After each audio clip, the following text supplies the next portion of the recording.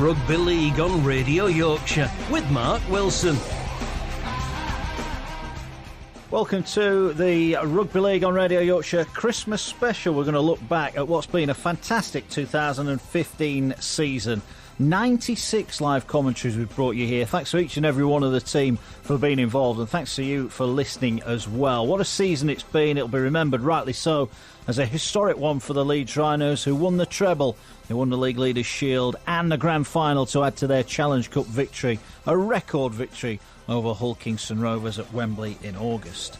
The season got off to a mixed start for one of the title chasers as the Wigan Warriors were held at Widnes by 22 points apiece, despite Patrick Arvan's seemingly harsh red card. Our first live action came at the KC Lightstream Stadium, where Hull Kingston Rovers entertained the Leeds Rhinos. It was a ding-dong battle, and it was won late by the Rhinos. Here's Sinfield, short ball for Watkins, great line from Watkins, he's only got Dixon to beat, what a step from Callum Watkins, and Watkins is over. Superb try from the Leeds Rhinos, simple shift to the right, what a line from Watkins, gets the ball from Sinfield, stands Dixon up and gets over by the side of the post. Game on again here at the KC Lightstream Stadium, 14 gone in the second half. It's Hull KR 30, Leeds Rhinos 26. Gets it to Hardacre on the right, Hardacre with a dummy, and Hardacre scored! 13 and a half minutes left, and Leeds are back in front. It's Zach Hardacre with the try. It was Cuthbertson with a pass, Hardacre with a simple step, gets over the line. 27 minutes gone in this second half. Leeds are back in front through a Zach Hardacre try. So after Hull Kingston Rovers were beaten by the Rhinos, we dashed back to West Yorkshire. A big West Yorkshire derby unfolding at the Menderhose Jungle, where the Castleford Tigers, who'd been to Wembley the previous season, were looking to mount a serious assault on the top four. It seemed all was going well as they led by 22 points to 6 going into the closing stages, but the Wakefield Trinity Wildcats had other ideas.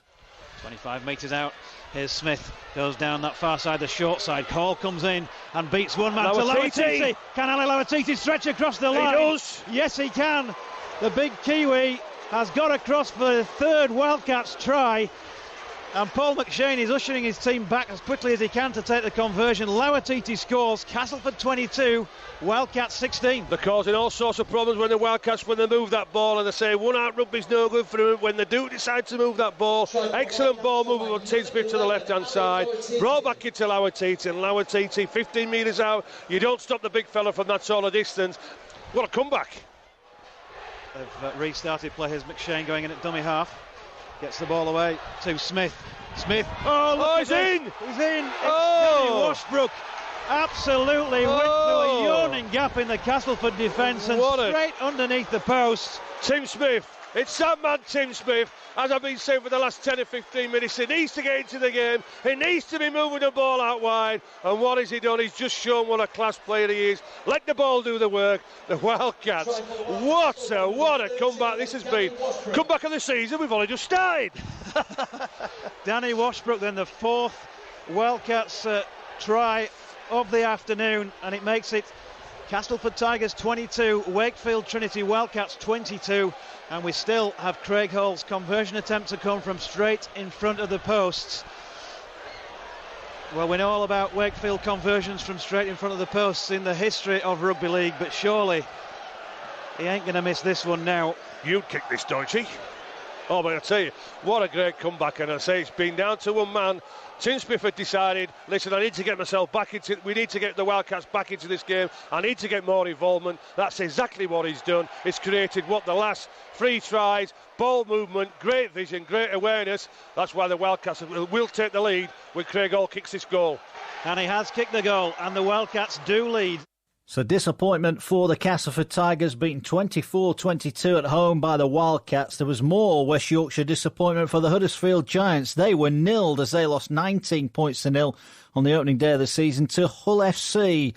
Also winning at the weekend were Warrington Wolves, who beat the Red Devils by 22 points to 8. And St Helens got their season off to a flyer with an 18 points to 7 win over the Dragons. Week 2 saw Wakefield continue their 100% start to the season. They brushed aside Hull Kingston Rovers 44 points to 24 at Bellevue.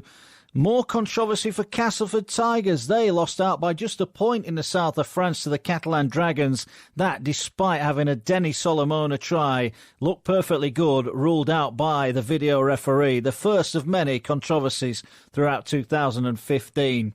Hull were beaten narrowly at home by 7 points to 6 by the Warrington Wolves, who got their second win of the season. Elsewhere, Leeds brushed aside Widnes 38 points to 6. Wigan overcame Huddersfield in one of the first big games of the season. The Warriors coming out 24-16 winners.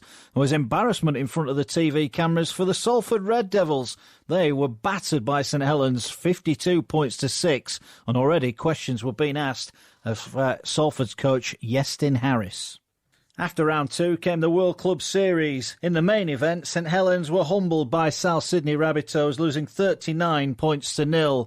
The other 2 games were tighter affairs, but Wigan's 14-12 defeat to Brisbane on a quagmire of a pitch at the DW Stadium will probably be remembered more for Anthony Gelling's attempted charge down of a late Brisbane penalty. He went to the sin bin for that one and was a laughingstock of the rugby league community. Warrington played a decent game against St George Illawarra, but the Dragons came out by 18 points to 12, meaning a clean sweep for the Aussies.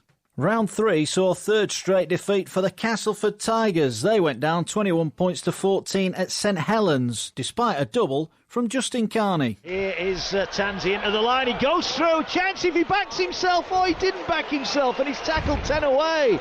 He rather gave himself up there. Last tackle. They're going short side here with Shenton. Gets it out wide. Try for the Tigers, and Carney's on the board. Villain at one end, Hero at the other, and Castleford are back in it. Great play from Michael Shenton. Finished off by Justin Carney. Saints 14, Castleford 4. OK, so we talked about the calamity that was Carney's pass in his own 20 that gave St Helens their last 4 points. Well, it was the Carney-Shenton combination deep inside their own 20 where Carney still had the courage to make the pass. Gets Shenton upfield now. Shenton got Castleford 40 metres upfield, which was vital yardage, and then once they got inside the St Helens 10, it was the Shenton-Carney combination that put the return pass by Shenton that gets Carney in at the corner. Here's Moores, great pass out the back for McMeekin. He gets it away for Gale. Gale down the sideline, he's got Channing with him. Goes back inside for Tansy. Tansy, oh, what a tackle! What a tackle, 10 metres away, stops a certain try. Here come the Tigers now. Last tackle. Gale, if he gets it wide, Cass must score. Kicks it out wide, and Carney's in again. Was he onside? Richard Silverwood says he was, and he points to the spot. Magic from the Tigers, but what about that pass from Junior Moores? Oh, some fantastic play there from Castleford. Absolutely breathtaking. We said that Carney's courage had got them off the mark. He was the one that led the charge into the St Helens line on the kick return, but then the ball out to the right was fantastic. The pass from Moores was fantastic. The support from Tansy up the middle of the field, great. There is some suspicion that Carney was offside, but I said it earlier in the week, fortune sometimes favours the brave, and they put the kick in. Carney was there to receive it.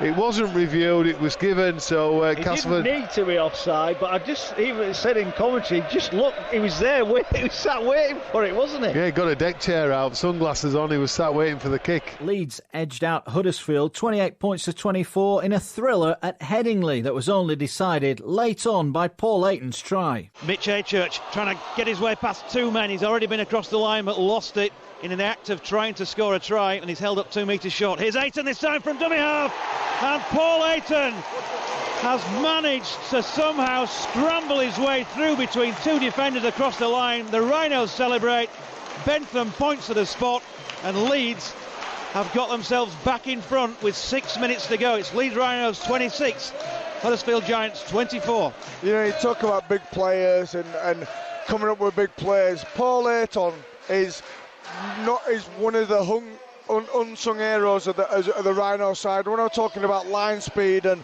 coming up with big efforts to in defence to dislodge a ball, he was flying off the line trying to whack Kakuma Tai, Brett Ferris, Craig Kopchak, but then gets his reward. In other games, Hull KR enjoyed a fantastic win, beating Wigan by 22 points to 20. There was a sign, though, of things to come for the Wildcats as they were thrashed 58 points to 16 by Widnes. Elsewhere, the Catalan Dragons beat the Warrington Wolves by 38 points to 18. The Red Devils beat Hull 32-28. Round 4 and our first commentary game of the weekend was at the KC Stadium where Hull FC were entertaining their rivals, the Leeds Rhinos. Hull started the game well but didn't make the most of their chances and they were made to pay as Leeds ran away with the second half, including a late double for Rob Burrow. 15 in from this left-hand touchline. Burrow at dummy half. Ablett, quick hands to Maguire. Maguire out the back door for Hardacre, and Hardacre pushes Abdul off, and Hardacre puts the burners on. Hardacre with the brakes, got Burrow on the inside. Rob Burrow for the line, and Rob Burrow is going to go in on the Black Dorks. First try of the season for Rob Burrow. 12 minutes left here at the KC Stadium. Stick a fork in it. This one's done. Leeds lead by 34 points to 12. Oh wow, we were just talking about the back five. Hardacre it was this time. It was just shown a glimmer of space. The door opened just a little bit ajar and he just kicked it the whole way open, forced his way through, great pace, went from the left to the right post, from the left post to the right post. Burrow's on the inside, he gets the inside pass and goes and scores under the post. He's rocking the baby, so that's a great return for Rob Burrows coming onto the field. Scores a try and celebrates the birth of his the latest addition to his family. Last tackle for Leeds, 12 away from the line. Ayton at dummy half, comes to the left to Sinfield. Here's Ablett. Ablett's run into Price. Ablett gets it away to Sinfield. Sinfield for the line, back to Burrow. Burrow coming towards this touchline. Burrow chops it onto the boot. Oh, Rob Burrow's going to score! And Burrow catches his little kick. And it's the second try of the night for Robbie Burrow. Superb from the little general. Little kick through. Everybody stopped. He's pounced on it. It's a second of the night for Robbie Burrow. And Leeds have breached the 40-point mark. Castleford got their first win of the season, a fantastic 42-14 demolition of Wigan at the Menderhose Jungle, and Wakefield were controversially denied at home to St Helens by 20 points to 16. Another seemingly good try disallowed for the West Yorkshire side, whilst Catalan and Salford battled out a 40 points apiece draw in the south of France. Elsewhere, Warrington beat Hull KR 32-24. And the Huddersfield Giants, they beat the Widnes Vikings by 24 points to 12.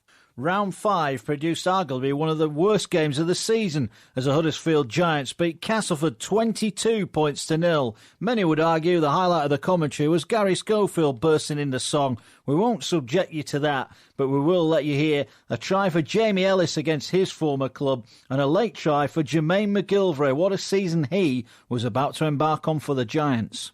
2.5 minutes to half-time off the back of a penalty. Huddersfield have possession about 25 metres from the Castleford line then. And we have got some magic. And we have got a try. And it goes the way of the Huddersfield Giants. And Jamie Ellis, out of nothing, he looked to his right. It looks like it was Oliver Holmes, the man he beat one-on-one. And he's cleared away underneath the post and made it Huddersfield Giants 4, Castleford Tigers 0 at last.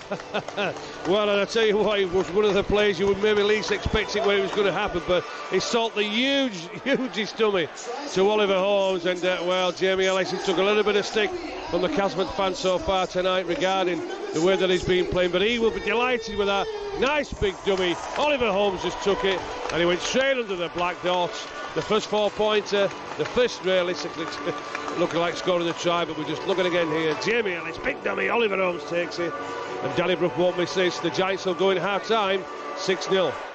Here's Ellis, now it's with Scott Griggs. Giants sniffing out a fourth try, and they've got it here. Quick hands from Cudjoe out to Jermaine McGilvray, and Jermaine McGilvray has got across for the fourth Huddersfield try of the evening. And, well, something to cheer the home support. Castleford having a terrible night. 2 minutes or so to go, and Huddersfield have just iced the cake on their victory. 22-0 their lead. Yes, just all too easy for the Giants. It just looked as though Castleford they were just looking to look at the clock, get the clock wound down. But yeah, nice play, good hands, good depth, good vision.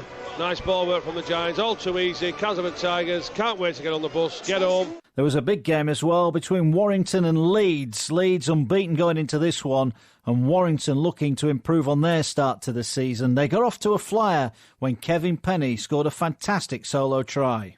And Kevin Penny's done really well to pick that up on the first bounce. They maybe ran behind a couple of players, but he gets away. Kevin Penny going to score! What a try! He gets the ball down over the line, and Phil Bentham, I think, might have a look here at one or two potential obstructions, Andy Kelly. But I tell you what, credit to him for picking that bouncing ball up, and credit to him for finding a way through the Leeds defence. Yeah, it was absolutely fantastic skill to recover the ball on the floor, and then stepping off his right to left. So he's playing on the right wing. He stepped from right to left. He's come across a large number of Leeds defenders, but there's also quite a quantity of Warrington players that he comes round the back of, so they'll be looking to see if there is any obstruction in the play.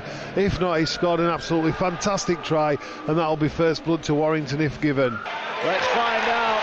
The cheers will tell you. Warrington in front. Controversial, 4-0. Leeds beaten by 18 points to 6, but they got a fantastic try of their own as Callum Watkins set up Tom Briscoe. We might be hearing a little bit more from those two later on in our show. Here come Leeds, nice break down the middle, chance. Oh, he's got Watkins on his outside. Watkins has got Briscoe on his inside. He's going to go the length. What a score out of absolutely nothing for the Leeds Rhinos. And that was sensational handling down the middle of the park. And Watkins puts Briscoe away. Leeds not done just yet. No, there we go. We're just saying who's going to break the deadlock. We said Watkins has not had his hands on the ball. There was a great breaking back play from Delaney, I think. So Delaney's then offloaded to Watkins. Watkins coming down the right-hand side of the field, found himself some space to run into, and on his inside was his winger, who'd moved from the right to his left. He gathers the ball, and we know Briscoe's got pace, and there's nobody troubled him on his run to the line. In other games, Hull KR put 50 points on the Catalan Dragons. Salford beat the Wildcats 24 points to 18, while Saints' fine start to the season continued as they beat Widnes 30 points to 20 on the I-pitch. Wigan were narrow winners over Hull FC 13 points to 12. In round 6, another defeat for the Wildcats as the Huddersfield Giants put them to the sword by 44 points to 14 at Bellevue.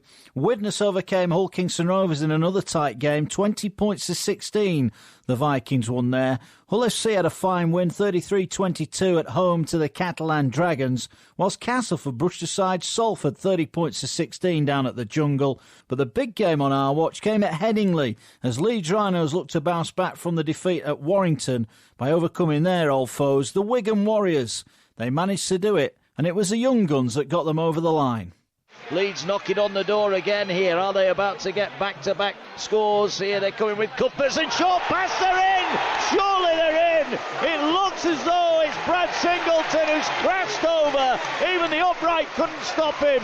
And the big fella, he's on fire. Another try. The prop forwards are at it tonight. Leeds lead by 14 points to 8. Burrow in at dummy half. It's a different threat now for Leeds here. Short pass for Singleton. Steps out and over. Reaches over. Is that the try that gives Leeds the win? Sutcliffe scores it. Great strength, great athleticism from the youngster. And Leeds lead here by 20 points to 14. That's a real good piece of play from Sutcliffe. He's been prompting and probing, extend it to the try line and score another good Leeds try. So Leeds Rhinos 26-14 winners over the Wigan Warriors, and that took us nicely into round 7. Despite winning their opening 2 games, things were starting to unravel for the Wakefield Trinity Wildcats as injuries started to hit them hard. It meant the trip to Wigan was always going to be tough. The Wildcats were duly beaten by 52 points to 10. The Giants were continuing their recovery from a poor start to the season. They went away to Warrington and showed their top 4 credentials were well and truly intact as they brushed aside the Wolves by 29 points to 10. Going to come across the field here now, running across. Here's Brough out the back, looking to kick it into the corner. Murphy's after it. This is a good kick if he holds up. Across comes Ratford, bounces away from him, and Murphy will score. Great kick from Danny Brough. and the bounce of the ball, it beat Ratchford straight into the arms of Murphy. Is that game, set and match? It's Warrington 0, Huddersfield 11. Well, I'm not seeing any difference certainly from an enthusiasm point of view from the Warrington Wolves, and it just summed it up there from Lee Ratchford. But I tell you what a great kick, what great vision there from Danny Brough. Picked up on the far game side. Game over. Reception, McGilvray going down the line. Game over. McGilvray will score. No doubt about the result now. The Claret Gold are going back over the 62 with the 2 points in the bag. Fully deserved, Mark Wilson. St Helens lost their unbeaten start to the season by 24 points to 22. Hull KR with a famous victory. Castleford beat Hull in a tight game at the Jungle 20 points to 14, while Leeds went to the south of France and brushed aside Catalan 38 points to 22. In the other game, Salford were big winners at home to the Vikings, 36 points to 8 there. Round 8 of Super League was the first of an Easter double-header. Many teams chose to play on Thursday night when Widnes beat Warrington by 30 points to 10 and Wakefield were humbled again by the Catalan Dragons on home soil, losing at Bellevue by 40 points to 4. The first Humberside derby of the year came on Thursday night and we were there to see Hull Kingston Rovers come out on top. Their new boy, Sean Lunt, getting one of the tries that secured a 20 points to 6 win at the KC Stadium. Talanoa, he's juggled it, he's lost it, and it's going to be a try. Sean Lunt picks up the loose ball, and that is a score right on half-time that could break the black and white hearts in Hull. Wow, it's just riveting, it's scintillating stuff that we're seeing now, and that was an absolutely fantastic piece of play by Hull Kingston Rovers. And it wasn't just a finishing kick that was high, it was menacing, it was teasing. Our live commentary game on Good Friday saw us back in West Yorkshire for a big West Yorkshire derby. The Leeds Rhinos were in town down Weldon Road as Castleford Tigers were looking to get one over on their near rivals. But it wasn't to be for Castleford, kept quiet by some outstanding Leeds defence. And although Michael Shenton got over, it was the new boy for Leeds, Adam Cuthbertson, that was making all the headlines for the Rhinos.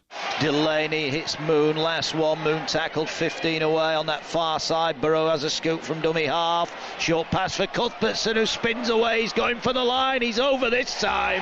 And this time he scores. And Brian McDermott has seen enough. He's off down the pitch side. He knows the 2 points are going back to Headingley. Castleford 6, Leeds Rhinos 24. I think he's off to the bus. He's off to sit on the bus. He's seen enough.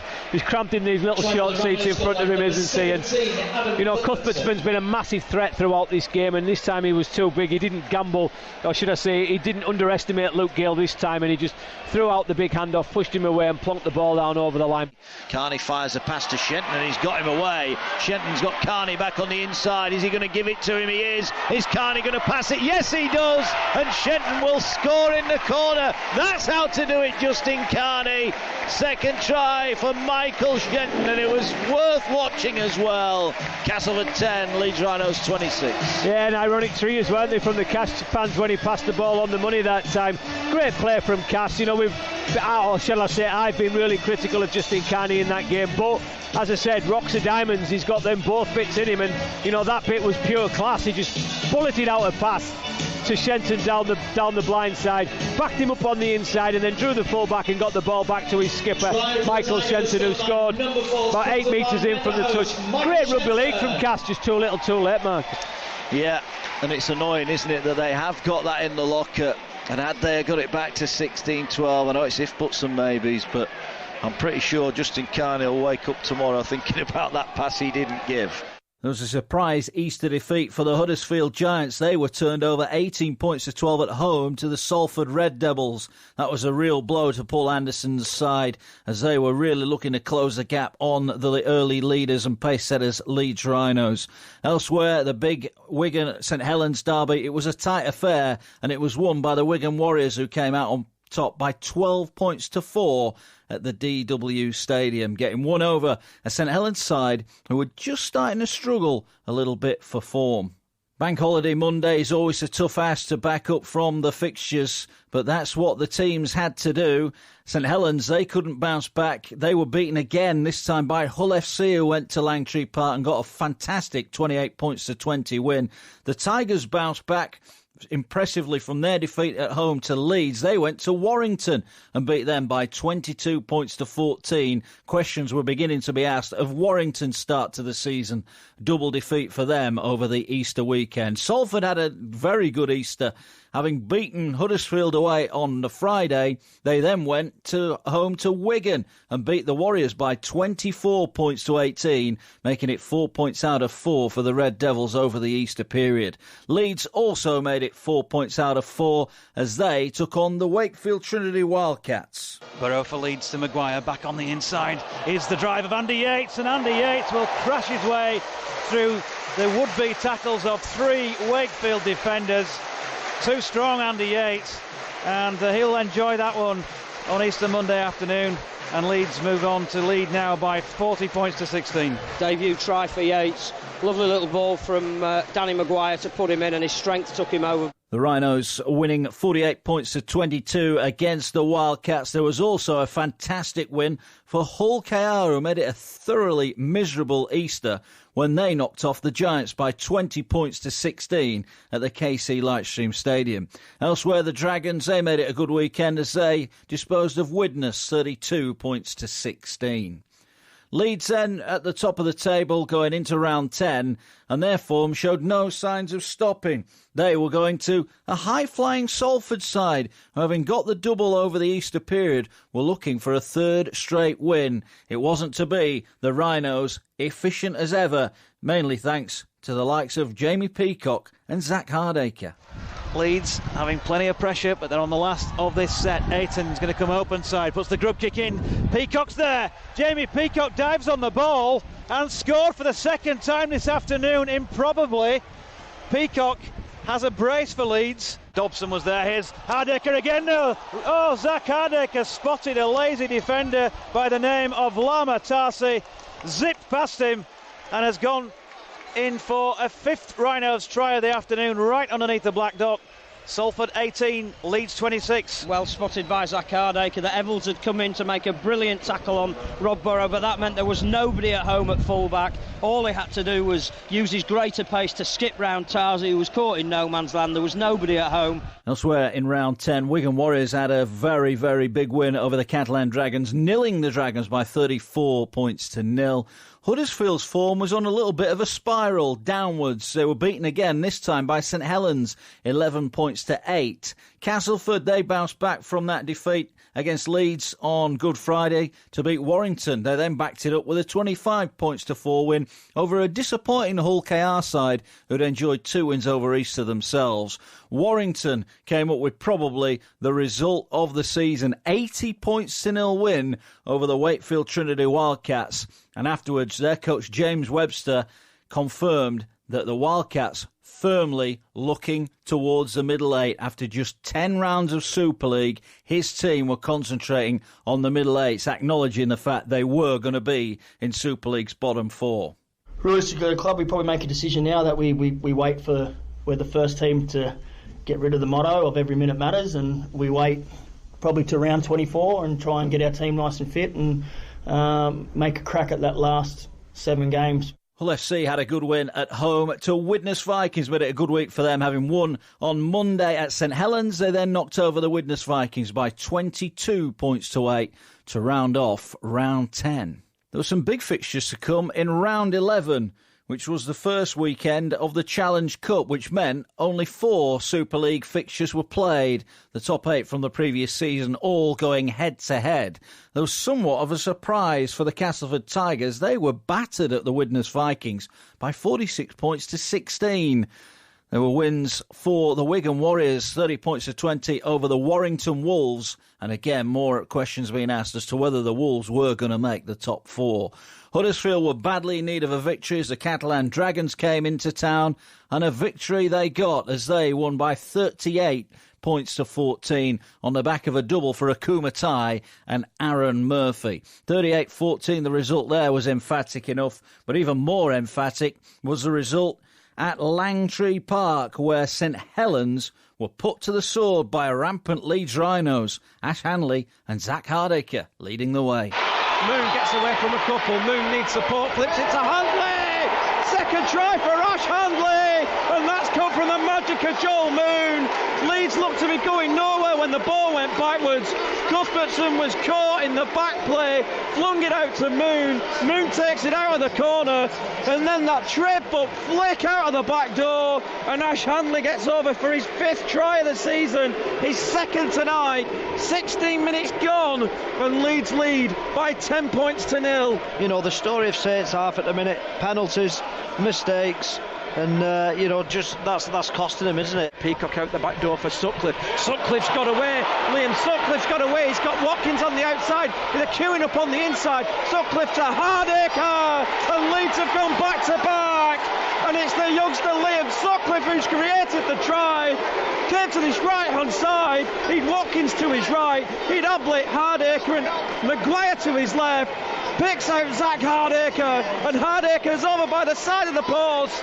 21 minutes left in the half, and Leeds are 16 points to 0 up. Into round 12 and the halfway point of the regular season. It was 23 games long.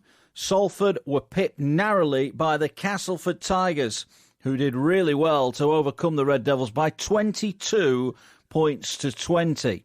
Catalan beat Hull Kingston Rovers 32-24, while Leeds were downed again by the Warrington Wolves, this time by 29 points to 10. St Helens were comfortable winners over Widnes, and Wigan were the latest team to beat Wakefield by 40 points to 22. The Wakefield Trinity Wildcats side bottom of the table and pressure mounting on their coach, James Webster. Our commentary game saw Hull take on the Huddersfield Giants, and it was the Huddersfield Giants who came out on top at the KC Stadium. Jamie Ellis was heavily involved for the Giants. There's another dummy from Brough, dumps the ball back in for Griggs. He gets it away for Ellis. Ellis, a little grubber kicking goal. That's a good kick as well. It bounces, they've dropped it, and it's a try for the Huddersfield Giants. I think it was Ellis who followed up his own kick. A nightmare on the far side. It's Michaels who's dropped the ball in goal, and Ellis dives on it. 3rd try of the night for the Giants, and it comes right on half-time. Hull's night goes from bad to worse. Hull 0, Huddersfield Giants 14. Huddersfield were involved in our commentary game in round 13 as well. They were taking on the Leeds Rhinos, a big rivalry between the two sides. Huddersfield narrowly beaten when the two teams met earlier in the season. It looked set for another titanic tussle, and that's exactly how it turned out as the Huddersfield Giants drew with the Leeds Rhinos 24 points apiece. Midway out far side, Jamie Peacock now turns and offloads back to Sutcliffe. Short ball from Sutcliffe to Brett Delaney. He juggles with it under the tackle of Danny Brough, catches it 2nd attempt, scores the try. 14 minutes in, and Leeds are back in it. It's Huddersfield 6. Leeds Rhinos 4. Again, Sutcliffe heavily involved, just almost threw a dummy to offload the ball to Delaney, who was at full pace, and he did have a little juggle with the ball, but he had the presence of mind to keep his eyes on the ball. He got it at the 2nd attempt and plonked it down. Crossfield bomb here is by Danny Brough.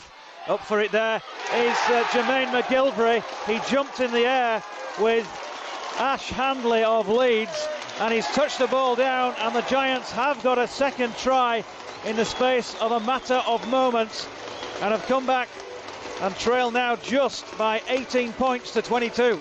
Yeah, great play again, and as you said, it's all round the ruck. The speed out the ruck is killing the Rhinos, and they're just playing the ball really quickly. And we've said Danny Brough, probably hasn't had his best game with his kicks, but that one was perfect, right on the money. So round 13 then underway with a fantastic draw in front of the TV cameras at the John Smith Stadium. There was less good news elsewhere for our local sides as Hull KR were battered 60 points to 0 at the Wigan Warriors. St Helens stumped Wakefield by 44 points to 4. Widnes were narrowly beaten by the Warrington Wolves 22 points to 20. And Hull FC, they had a fantastic win 24-20 over the Salford Red Devils at the KC Stadium. And elsewhere, down at the Jungle, the Tigers were back to winning ways 36-28 over the Catalan Dragons. So round 14 began with Hull Kingston Rovers taking on Wakefield Trinity Wildcats. Pressure really was starting to mount on Wakefield coach James Webster, and that pressure only increased after Hull KR absolutely thrashed the Wildcats by 54 points to 6. Huddersfield gained some kind of redemption over Salford by beating them 19 points to 0, getting their own back after defeat on Good Friday earlier in the season. Castleford, though, were nilled again on the travels, this time 28 points to 0 at the Wigan Warriors. There was a real good game between Catalan and St Helens, the Dragons coming out on top 33 points to 26. There was, though, a setback for the Leeds Rhinos, who had their colours lowered on a trip to the Widnes Vikings, despite Jimmy Kinehorst's best effort. Hayton's gone in at dummy half. Goes open side to Sutcliffe. Run around there. Out the far side is Jimmy Kinehorst. And Kinehorst, has he got the ball down? He's claiming a try, and Bentham has awarded it. Just short of the hour mark here. Very quick hands across the field to that right-hand side, and Kinehorst has somehow stretched out a limb and got the ball down. And after a quick deliberation, Bentham awards it.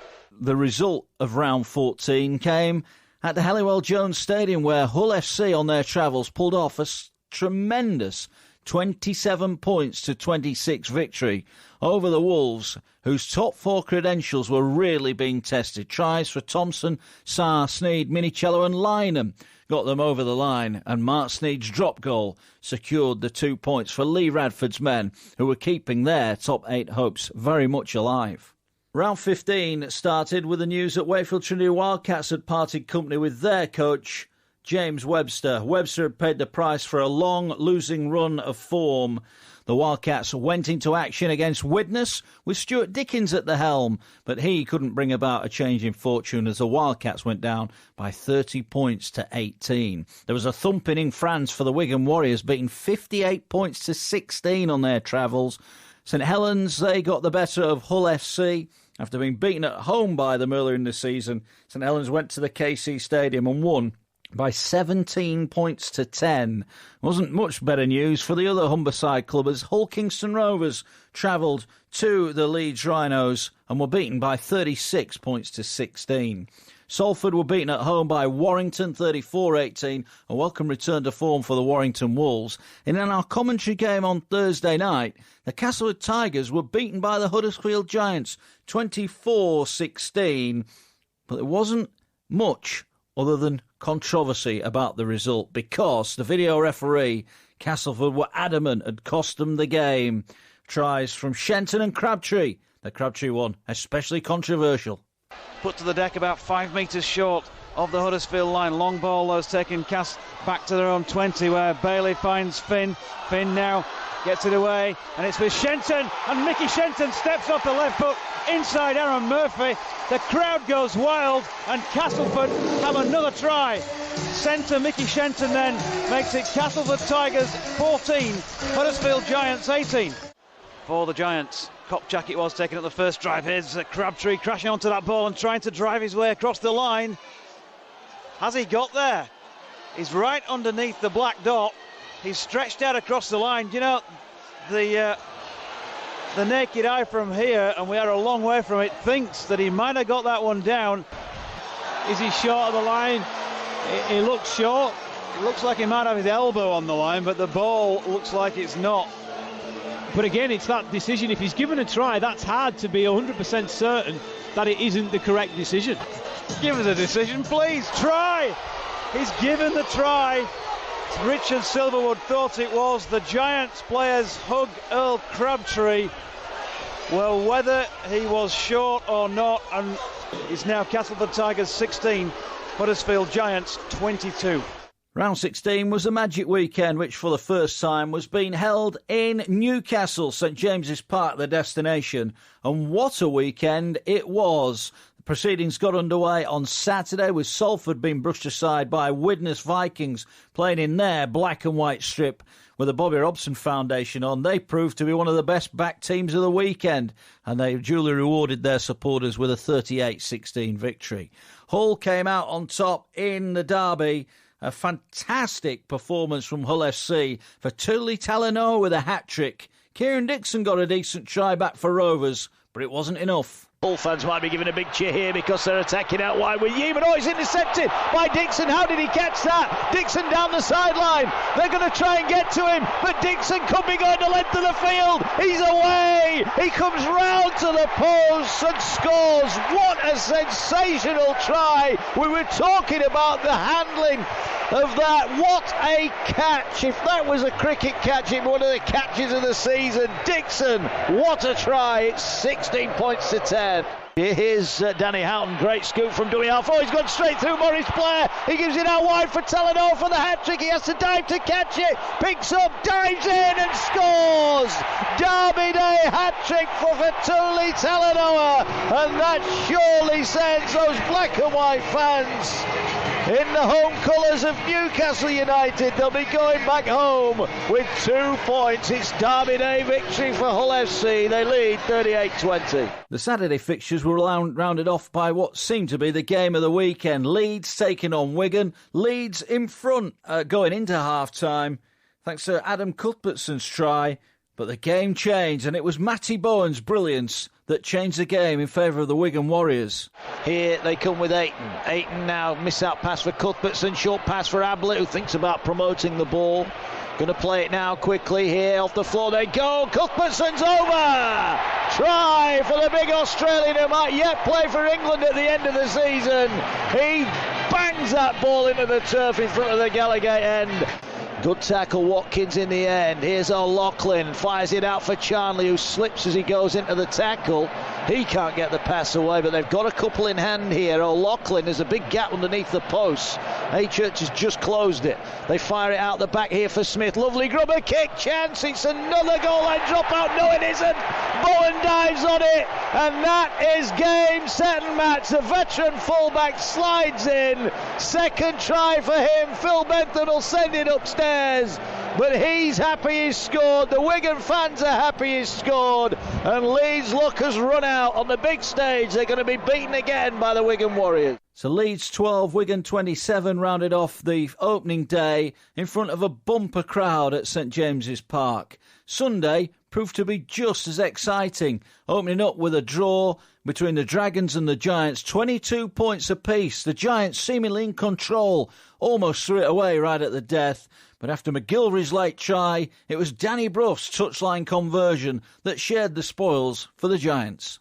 Here he comes. I'll back him in. On his way then. The crowd will tell us it's a good connection. It's a good connection. It's a great connection. The flags go up, and we have got a draw on one of the Magic Weekend. It'll feel like a defeat for the Dragons. It'll feel like a get out of jail free for the Huddersfield Giants. St Helens beat the Warrington Wolves in a ding-dong clash by 20 points to 16. A great game for the fans to watch. And then came the West Yorkshire derby to finish things off. And Wakefield, who announced during the game that Brian Smith was about to become their new head coach, they were beaten 56 points to 16. It was an impressive win for the Castleford Tigers, despite Tom Johnston's best efforts. As Holmes breaks through, he's gone without his pants, and it's picked off by Johnston. Johnston with the intercept. Now he's going to try and get round Milner. He's away from Milner. Can he get past Tanzi? He can. What a try from Tom Johnston, who scores underneath the post. That's a try. What a try from that young kid. Weekend, Mark Wilson. What 16 points to 4. Well, he's been isolated in defence. That's why he's in the team. Give him the ball, he can score tries. What a great try for the young kid, and they say, go on, my son. We're into June when round 17 began. Widnes Vikings were beaten by Hull FC by 25 points to 12. It was a clinical performance from the Black and Whites, and a big one as they looked to make sure they were in the top 8 and the race for Super League glory at the end of the regular season. Warrington beat Catalan by 26 points to 18, and probably the game of the weekend came at the KC Lightstream Stadium, where Castleford Tigers were the visitors. Luke Gale and Aaron Ollett among the tries. Milton offloads to Gale. Gale fires it to Roberts, who's into the line. He's through, gets it away for Shenton. Shenton cuts back. Gap opens up. He's going in for the post. Gets the ball away for Gale. What a try for Castleford. A 50-yard move. High kick towards Dixon in the corner. Gibson waits. Dixon loses it, but it's gone backwards. It's still the last one. Grubber kicking goal, and they're going to score. They have scored. I think it's Aaron Ollett who's touched it down. An absolute try out of nothing. It was a scruffy-looking kick from Welham. St Helens beat the Red Devils by 32 points to 12, completing a league double over them. And Brian Smith's first game in charge saw him admit that the Wildcats were a million miles behind Leeds Rhinos, who won by 58 points to 26. The big game of the Sunday saw Huddersfield Giants beaten at home by the Wigan Warriors. The Warriors coming into town and winning by 32 points to 18. With the new format and the teams split into groups of 8 at the end of the regular season, all of a sudden in round 18 games were taking on added significance. So that meant the trip for Warrington to the Huddersfield Giants was of particular interest. The Giants needed to keep winning. They were doing battle with the Castleford Tigers for a place in the top 4 and needed to keep winning. And winning they did as Huddersfield put Warrington to the sword in a bad-tempered affair by 30 points to 19. Tries for Jermaine McGilvray and Jared Simpson sent them on the way. Here's Ellis into the line, gets it away for Hughes. Hughes going for the line, can he get it away from McGilvray? He can! Has McGilvray got this down? The touch judge seems to think he has. Does Phil Bentham agree? He does. Try for the Huddersfield Giants. Great play from Jack Hughes. If they get it away, rough tackle, can he get it out? He shovels the pass. It's picked up here on that far side. They're coming back in. Connor's kicked ahead again, and they'll score! Jared Simpson dives in. In round 18 saw probably one of the games of the season, and it came at Headingley, where Leeds Rhinos entertained the Castleford Tigers. The Tigers, who were beaten at Weldon Road earlier in the season, came with a point to prove. It was a real ding-dong West Yorkshire battle. Ball out here for Gale, that looked like crossing. Here's Finn with a left-footed drop goal from bang in front, and he sticks it over. Castleford are back in front, 25-24. How casual was that, Liam Finn? S1 plays it here for Luke Gale. Gale's going to put a high bomb up here for Hanley, backpedaling towards his own line. Oh, he's dropped it, and it's going to be a try for Denny Solomona. How cruel rugby league can be. A high kick, he's under pressure, he spills it, and Solomona is there to score. Castleford lead 29-24. The Dragons, they knocked over Hull FC by 20 points to 14, while Salford were the latest team to beat the Wildcats, 24-16 winners at Bellevue. Hull KR beat Widnes by 38 points to 16 in a game that kept Hull KR's hopes of reaching the top 8 alive. If we thought Castleford had put on a performance at Headingley in round 18, they went one better in round 19. St Helens were the visitors to the Menderhose Jungle, and it was a game that Castleford knew they simply had to win to keep their top 8 home playoff ambitions alive. Here's Lynch. Lynch up to halfway. 20 Over seconds. halfway. Great run from Lynch. One more of those and they might get a chance. They might get a chance. Here's Millington. Out the back, they're going to run it. They're going to run it with Webster. Back on the inside for Castleford. Oh, they can't get the pass away. There's 5 seconds left. They've got one play. Ball here for Roberts. Left foot to win it. He's won it. What a kick. What a game! The jungle explodes with noise, and Castleford have done it again! What a win! So often the villain tonight, but he slots it over from 20 yards. Saints are out on their feet, and Castleford pile on. They win the game, and what a way to win it, Andy Kelly, 25-24. As somebody sent the doctor to see Darryl Powell, because I saw him not 1 minute ago with his head in his hands thinking they'd blown the whole thing. Probably one of the iconic moments of the season, that Ben Roberts drop goal. 25-24 win for the Castleford Tigers. Elsewhere, Hull KR won again, this time against Warrington, 36 points to 10. Wigan overcame Salford, 19 points to 12, while the Wildcats were beaten by 20 points in the south of France. But the result didn't really do justice to Brian Smith's men. They led by 12 points to 10 going into the final quarter. But Catalan just got the rub of the green and eventually ran out by 32 points to 12. But signs for the Wildcats that Brian Smith was starting to create a little bit of a different atmosphere. Brett Ferris was sent off in the opening couple of minutes at the Widnes Vikings, but that didn't stop the Giants recording another win, this time by 30 points to 22. And Leeds overcame Hull in another bad-tempered affair. It saw Trouble for Mark Sneyd, who was subsequently banned for a couple of games following a naughty tackle on Danny Maguire. The Rhinos winning by 32 points to 20. There was a midweek fixture for Hull Kingston Rovers, who overcame Salford by 34 points to 28 as the two teams caught up with the game that they missed due to their increased Challenge Cup commitments earlier in the season. And Wakefield finally got a win on the board as they put one over Lee Radford's team to win 26-16 at Bellevue. It was Brian Smith's first win as the Wildcats coach. Round 20, that carried on with more doom and gloom for Wigan Warriors, beaten by 17 points to 16 at the Halliwell Jones, as Warrington showed on their day they're a match for anyone. Their inconsistency was their Achilles heel. Leeds were the big winners of the weekend. They absolutely destroyed St Helens by 46 points to 18. It included a hat-trick for the youngster Ash Hanley. Here's Burrow again, sniping, gets away from one, gives it inside to Sinfield. Sinfield's got a man on his inside, real chances, Hanley, oh he's gone, he's got the shoulder, sent the fullback the wrong way, and that is the hat-trick for Ash Hanley. What a bit of skill, Rob Burrow involved, but how cool is this kid? He dropped the shoulder on Percival and left him dead in the water. That is the game.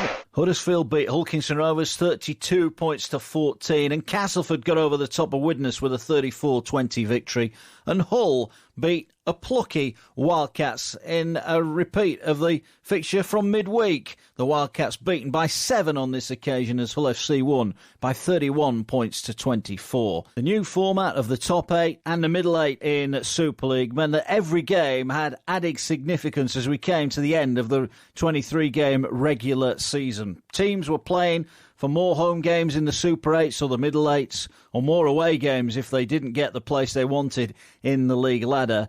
Therefore, Castleford's trip to Hull FC had added significance. They were desperate to get into the top 4.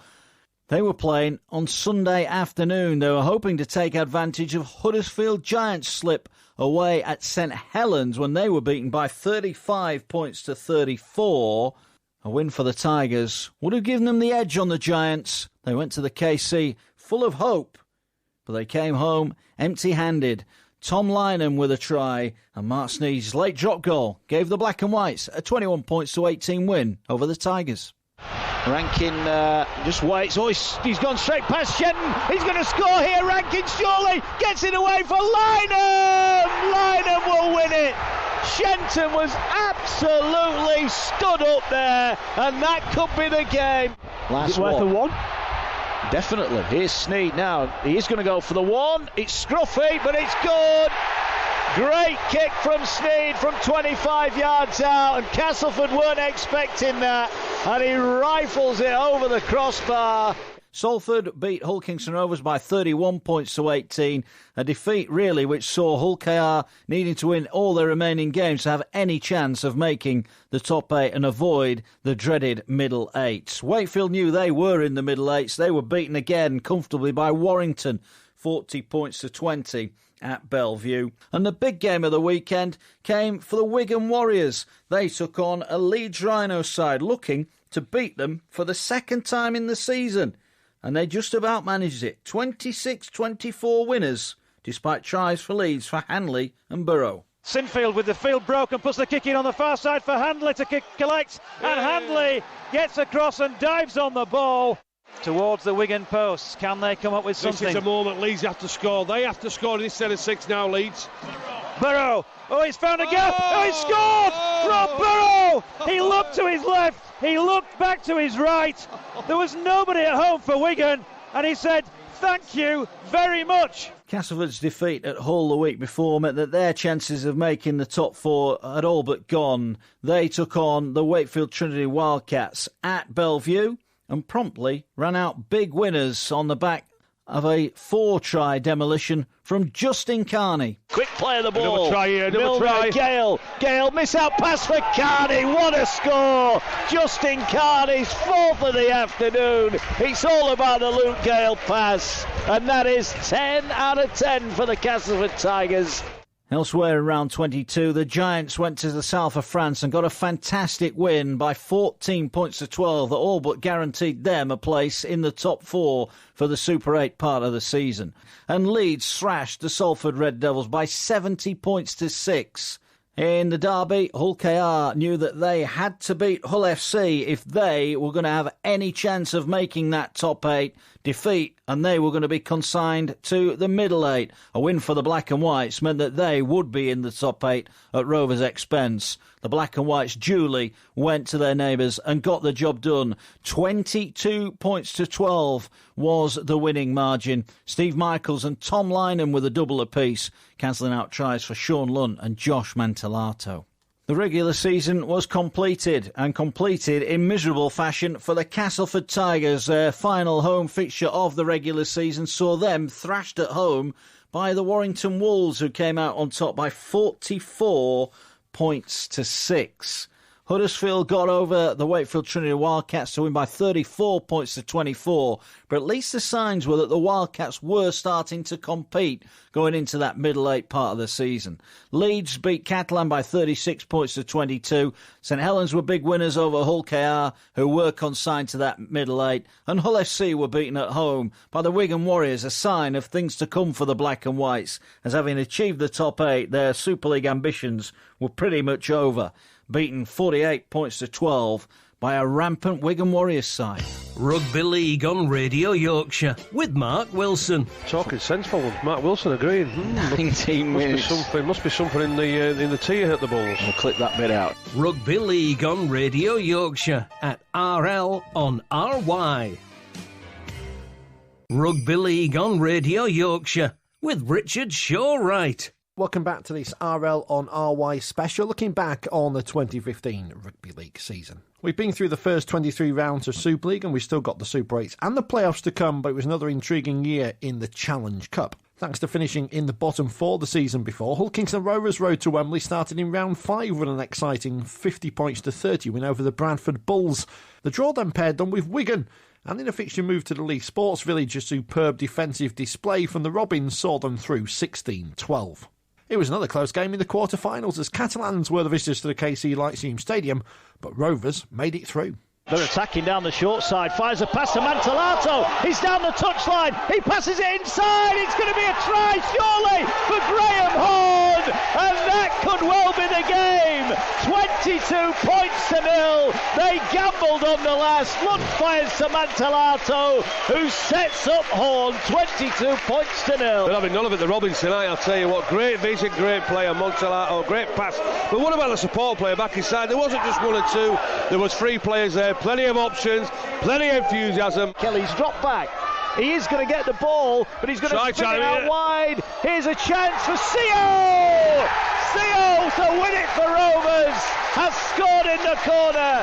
Second try for Ken Seo, and that should be game, set and match. Rovers are going to the semi-final. They lead 30 points to 4. It was with inspiration what they needed, and they got it from the young fullback Kieran Dixon, but in the next set of 6, and I say the chase and the enthusiasm, and then from the drop out, well, they played smart, nice calmness, excellent experience from Albert Kelly. They worked this numbers game, and we'll see, or you give him an opportunity from that sort of distance, the experience and the class he's got, he's going to put the 4 points on the board. And so it was the heading league for the semi-final against Warrington. The Robins went into the game with nothing to lose, confident they'd survive relegation through the qualifiers and looking to get to Wembley for the first time since 1986. Andy Kelly played in that final, and he was alongside Harvey Wiles. Right, we're about to kick off. The Warrington Wolves in their traditional primrose and blue shirts. The Rovers all in red with a blue band across the middle. They're playing, Warrington will kick off playing from right to left with the scoreboard, the electronic scoreboard behind them, and they're facing the Warrington Wolves supporters. It will be Gareth O'Brien will kick off, and we're off, we're underway here. 2 left in the set of 6. Harrison across to Myler, Myler to O'Brien, out to Ratchford, Ratchford to Atkins. Atkins sees a gap, and Atkins has gone through a paper-thin defence for a try. He's gone through Albert Kelly and Kieran Dixon as though they were not there, and that was awful defending, Andy. You can't say anything about that other than a shocking defence from Wilkinson Rovers? Oh, it's just paper thin. I've got to admire Ryan Atkins' determination. It wouldn't have mattered whether the defence was strong or weak on that occasion. He was going to challenge it, and the challenge wasn't met. So the nice interchange of play from the right to the left, into the hands of Myler out the back, into the hands of O'Brien, and then a direct pass to Atkins, showing great line running, space awareness, and there was just no intention for an Hull Kingston Rovers right side defender to stop Ryan Atkins. He just bolstered his way through.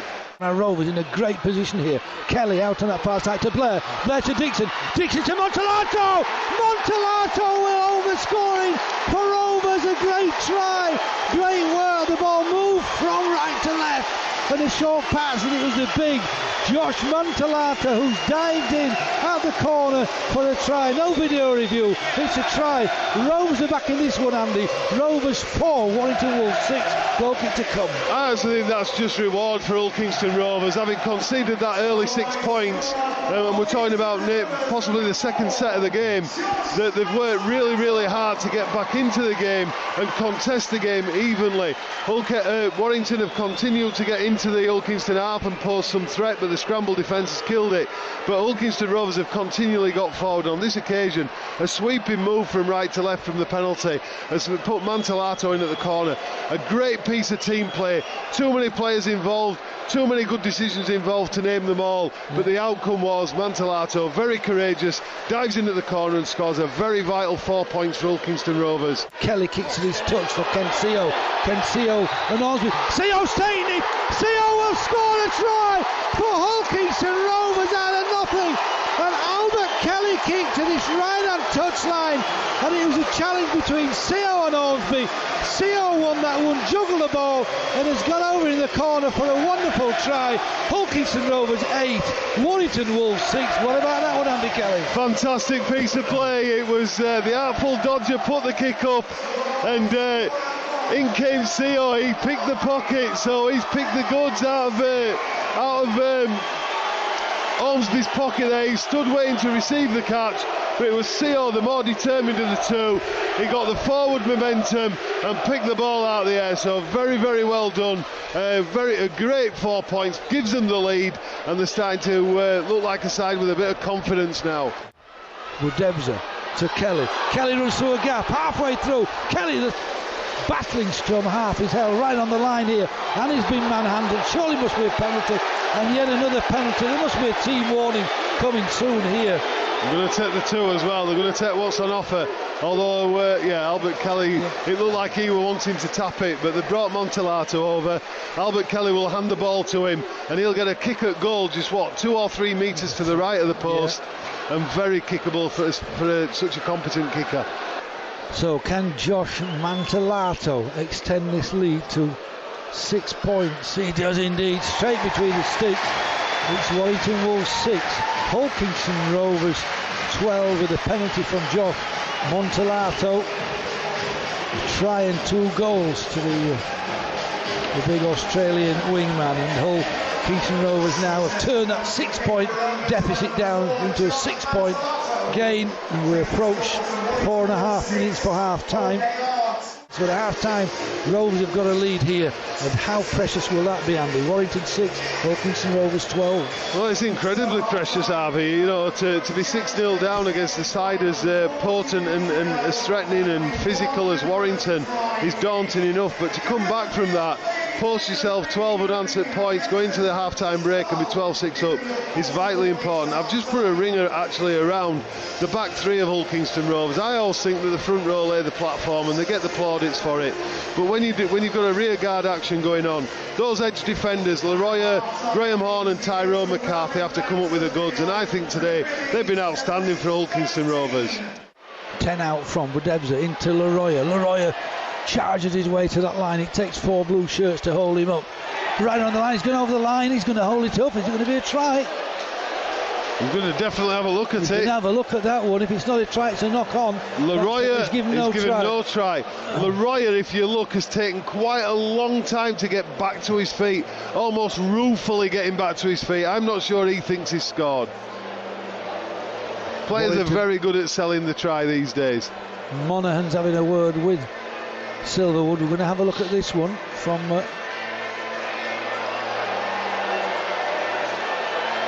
it's a try. That looks a try from here.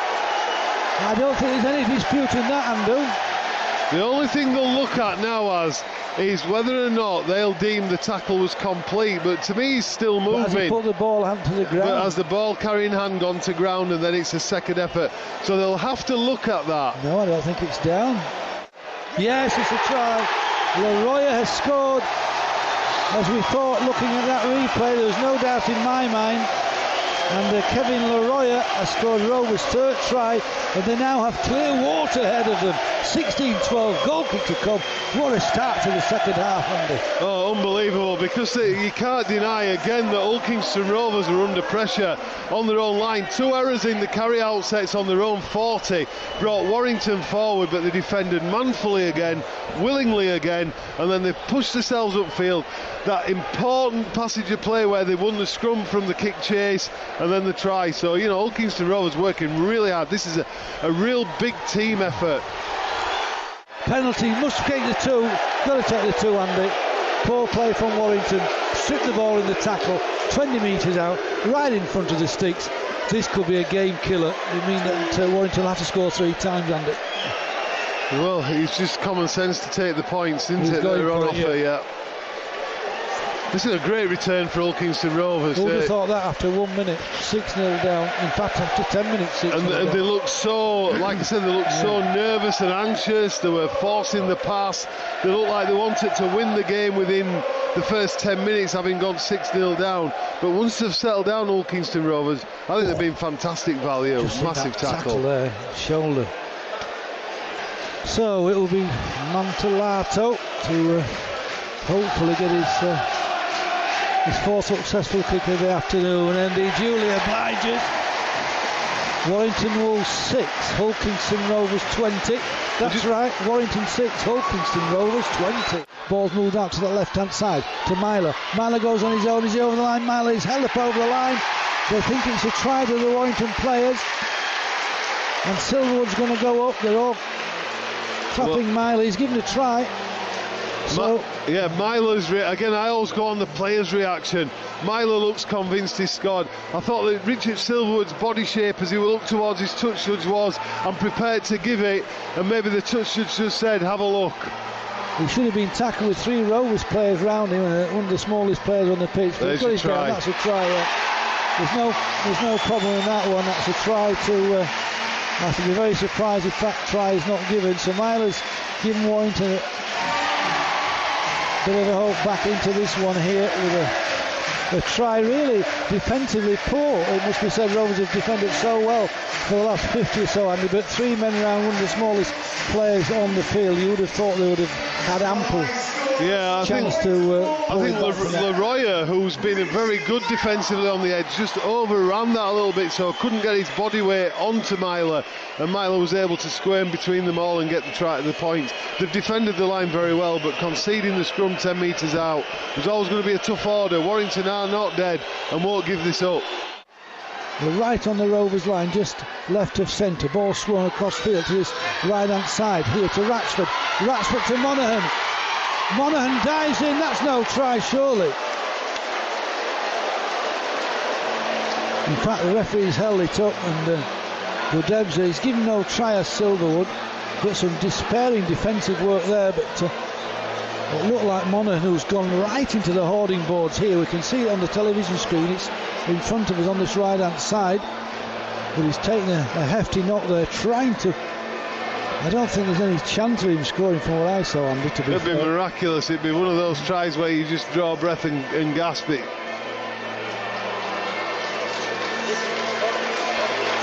He's dropped the ball. There's your separation. Oh.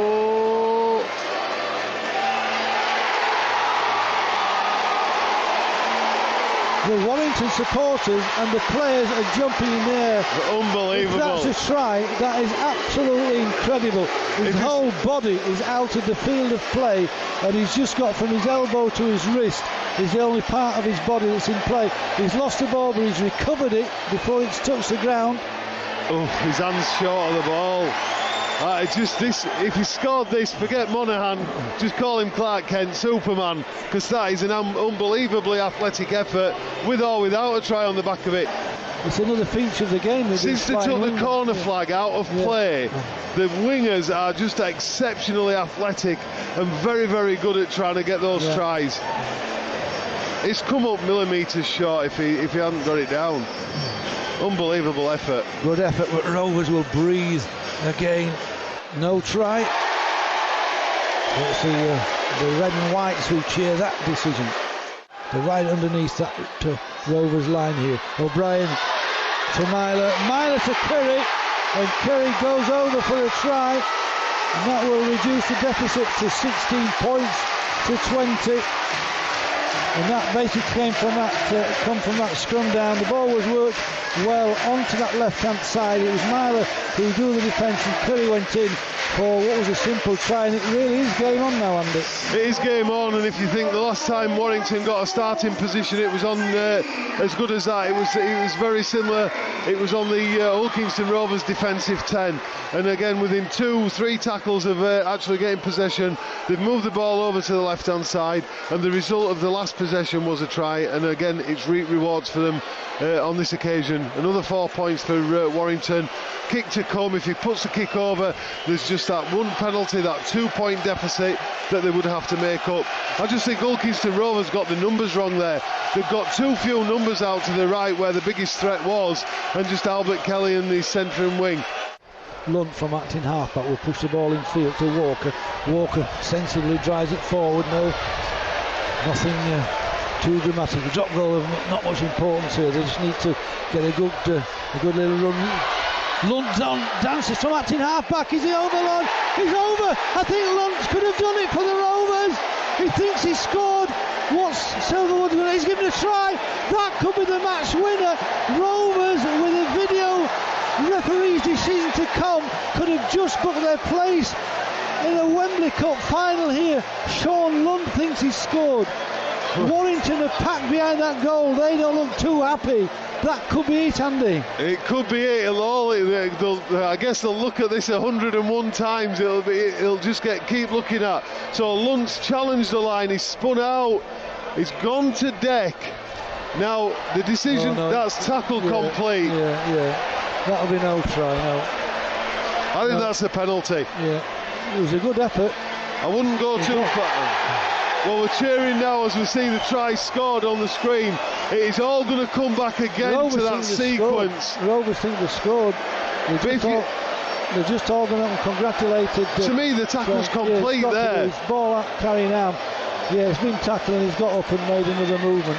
The next bit is fine. He definitely grounds the ball. He definitely scores the try in respect of the second phase of his effort. But Silverwood gave it, didn't it? We've got to deem now whether or not at this point that we're looking at on the screen, is that tackle made complete? There's contact on the floor. Does he get up clean? I'm not sure. This is a big decision here. This is a game decider. Now we're looking at the grounding, and the grounding's fine. They might give the try then. If they're looking at the grounding again, and I think the grounding looks fine to me. This will be Rovers on their way to Wembley. If we get the TRY, they're going to give the try. They're going to look at Lunt. Is it a try? Yes! Rovers are at Wembley. The try to Sean Lunt. It took a long age to give that try, but Sean Lunt is going to be the hero of East Hull tonight. Mantalato just needs to slot this one over 10 to the left hand side of the post, and what a shock we've had here. They've defied all the odds of Rovers. So Campese air punching here in the stand. He suddenly recovers to play at Wembley. So Mantalato, this is the game. Warrington supporters realise it's over. They're drifting away. Their Wembley hopes of a return to play Leeds for the third time is evaporating, and it will totally evaporate in this kick from Josh Mantalato. 10 to the side of the post. Right foot at kick. He's kicked 4 already. So Montelato puts it between the posts, and they know that they're on their way to Wembley now. Leeds Rhinos' campaign started in round 6 with a routine win over Huddersfield, 48 points to 16, before a trip to Hull in the quarter-finals. Here's Ayton now. Dummy half. If they can get it one pass out, they must score. Ball does find Hall. Bouncing bomb, picks it up, runs across the field of play, shovels the pass out for Sinfield. Sinfield back inside for Watkins. Watkins will score, and Leeds are going to go into the semi-final because Hull have just got no response. The semi-final draw pitted them against St Helens, and it would be one of the Rhinos' finest performances in this golden era for them. Matt Horton was joined by Andy Kelly. It's Moon cuts back across field, coming back to the right, going across the face, gets it to Hardacre. Hardacre gets away from Walsh. Hardacre scored, and Leeds are in. First attack of the afternoon, and 3 minutes on the clock, and Zach Hardacre's 10th try of the season has put the Rhinos 4 points to the good here at the Halliwell Jones. And a 91st goal of the season for Kevin Sinfield here at Rugby League Live on Radio Yorkshire, the home of top tries. Ladbrokes Challenge Cup semi-final. It's Leeds Rhinos 6, St Helens 0. Here's Peacock on the charge. Peacock out of the back door, and penalty for Leeds. And you can bet your bottom dollar, semi-final of the cup, the kicking cone's on its way, and Brad Singleton is on his way. Yeah, it's Sutcliffe who's waving the corner. They're letting the players make the decision, and Sinfield, ever experienced, just looks at the referee, looks at the post, and just says that's where we're going. There's 2 points in the offing. This penalty attempt on the 30-metre line. Kevin Sinfield with the kick. It's on its way. Result never in doubt. Flags are up here at the Halliwell Jones. 13 and a half minutes gone here.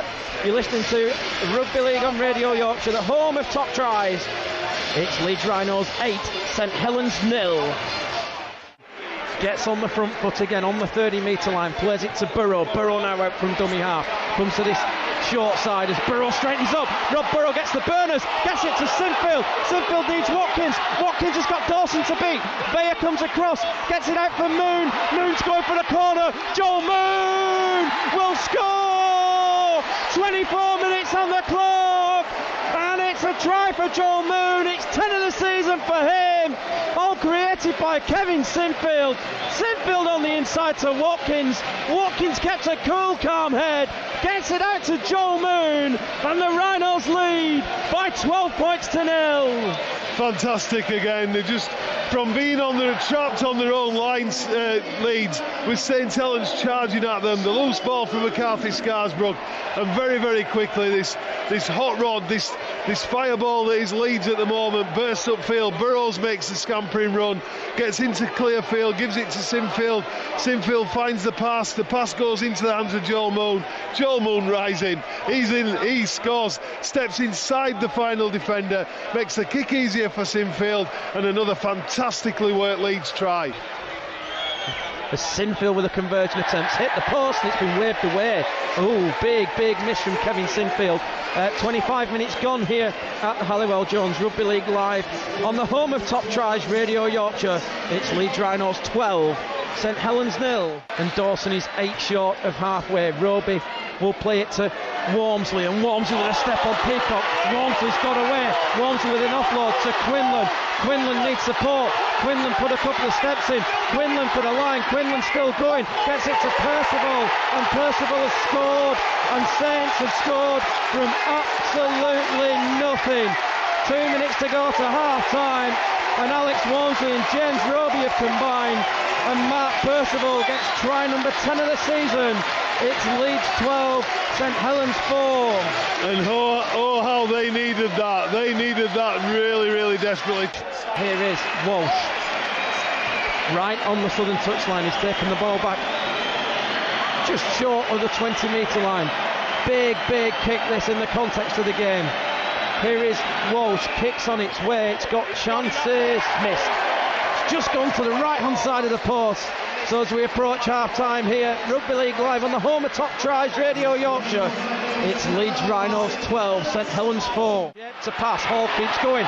Ryan Hall's made a break. Ryan Hall's only got Swift to beat, and Swift does well to bring him to ground a couple short of halfway. Sinfield at dummy half, goes the right-hand side to Watkins. Watkins straightens up, Colin Watkins. Watkins looks for an offload, has Burrow, gets it to Peacock. Jamie Peacock on the charge. Jamie Peacock for the line, has scored! Oh my word!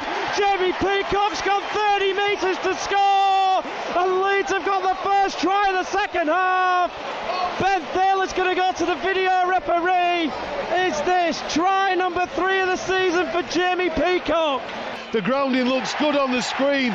The Leeds fans cheer. Is that a fantastic Peacock try? It certainly is. Here comes the decision from James Child and Robert Hicks. Tries given! And Leeds now lead by 16 points to 4.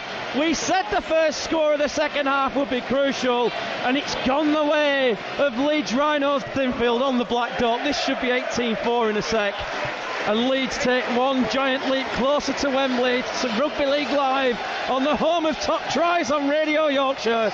Challenge Cup semi-final. It's Leeds 18, St Helens 4. Roby goes left instead. Roby sticks it on. Comes up to Andre Savelio, and Andre Savelio has scored. He's going to go to the video referee and check something. Has Andre Savelio got try number 3 of the season? Taylor said try on the field. What do you think, Andy? Well, just a reaction from Savelio as he's got up.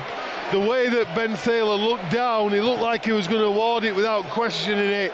And the reaction from the Saints fans all suggests that this is going to be a positive outcome for St Helens and a much needed 4 points. But we won't know that until it's confirmed by the video referee. Right.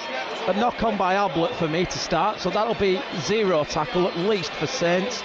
No, it's short. It looks short there, doesn't it? Double movement for me now. That looks like a double movement. It's given try on the field, so they've got to find now sufficient evidence to overturn the decision. And on that first look, that first sort of view, we thought it looked short, but it's got to be conclusive. Well, Ben Thaler hasn't moved yet. He's not moved from the spot. So there's no indication from the referee that this is going to be anything other than a try. But if he's given try on the field, why hasn't he backed himself?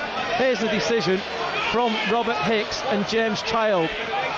Saints back in it, they are, and Andre Savelio gets try number 3 of the season, and it's Leeds 18, Saints 8 with a kick to come. And that's an interesting one, because under the old system that might have been ruled off, and we say might have because we never know conclusively that would be the case. I just thought that Ben Thaler never moved from the spot he was on, so that they felt that it was always going to be a try. And he's put to ground, 12 away from the line. Last tackle for the Saints. Roby tries the short side with Andre out for Percival, and Percival has scored. 55 minutes on the clock, and it's a second try of the game for Mark Percival, and Saints have scored 2 in 3 minutes, and this Challenge Cup semi-final is well and truly alive. It's Leeds 18, Saints 14. Oh, and St Helens showing championship spirit. We talked about St Helens before the game. In recent weeks have found ways to win games, and in this one at the moment they've found a way to get back into it and square it open and show all those fighting qualities that bring about championship victories. So St Helens there through Percival scored another try. That's back-to-back tries for St Helens, and the game is well and truly back on. And Luke Walsh has a tough kick off this right-hand touchline, and here's Walsh on this right-hand touchline, missed from a pretty similar position in the first half. Kicks on its way, he's pulled it across the face of the post, has he? Yeah, he has, he's missed it. Goal kicking the difference at the moment. 3 tries each, Rugby League Live on Radio Yorkshire. Ladbrokes Challenge Cup semi-final. It's Leeds 18, Saints 14. Delaney, 8 changes each. Burrow at dummy half to Maguire, out of the back to Sinfield to Watkins. Callum Watkins has scored! 66 minutes on the clock, and Callum Watkins gets in for the Rhinos. try last week against the Catalan Dragons, and it's number 17 of the season, and Leeds lead by 22 points to 14. Oh, they needed to strike back Leeds because Saints have put them under tremendous pressure, scoring the 2 tries, cutting the deficit to 4 points. So Leeds needed to get back on top. If we think back just one set of 6 and that transition kick from Sinfield and that great kick chase by Ardacre that forced Quinlan into his own goal, that is as much a contributor to the try as Watkins' absolutely excellent finish. Here is Sinfield with the conversion attempt, and the flags are up here at the Halliwell Jones Rugby League Live on the home of top tries, Radio Yorkshire at RLonRY. If you want to get us on the Twitter, it's Leeds Rhinos 24, St Helens 14 here at the Halliwell Jones. Burrow at dummy half. Burrow gets it away to Garbutt, and that is going to be it. Leeds Rhinos are back at Wembley for the 2nd consecutive year. It's their 3rd victory over St Helens this season, and they've won by 24 points to 14. Wembley for the Challenge Cup final is always a special day, and this one was made even more so with a statue unveiled overlooking Olympic Way, recognising the legends that have made the game and the occasion what it is. But 2015's season was also tinged with tragedy. While playing for Keighley against the London Scholars, Danny Jones passed away. The Wales international was just 29 years old.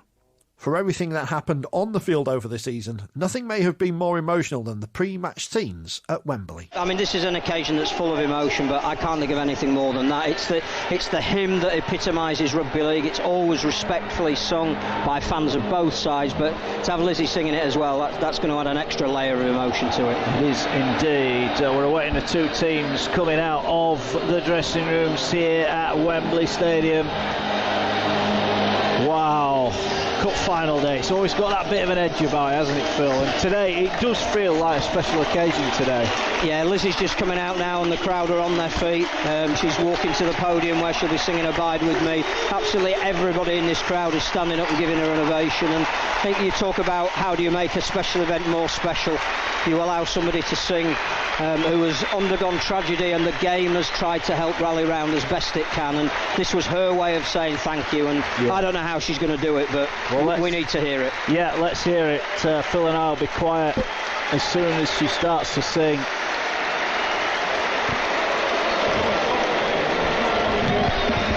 It's going to be very, very emotional.